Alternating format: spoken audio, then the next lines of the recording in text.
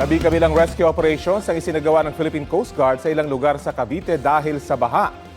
Sa Imos, mahigit 100 stranded na residente ang nasagip sa gitna ng abot dibdib na baha. Kabilang ang ilang senior citizen at sanggol. Sa Naik, 2 residente ang na-rescue matapos matrap sa gitna ng tulay. Sa Bacoor, Cavite, matindi ang daloy ng trapiko dahil pa rin sa baha. Kailangan namang magbangkang ilang taga-Kawit dahil sa abot dibdib na baha. Sinimulan na rin ang pamamahagi ng tulong at pagkain sa mga inilikas. Patuloy ang monitoring ng mga otoridad sa epekto ng hanging habagat. Kabi-kabilang baha rin ang naitala sa Batangas. Sa Lipa City, abot dibdib na baha ang naranasan sa Barangay Marawoy. Ilang residente ang stranded at ni-rescue ng Philippine Red Cross gamit ang lubid. Sa kuha ni News Cooper Renz Jelen Deras Dimaano, kita ang matinding baha sa ilang kalsada na namerwisyo sa mga motorista.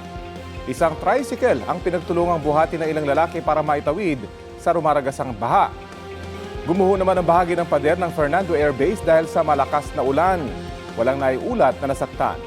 Sa bayan ng Mabini, kanya-kanyang diskarte ang ilang residente sa paglilinis kasunod ng pagragasa ng tubig sa barangay Mahuben.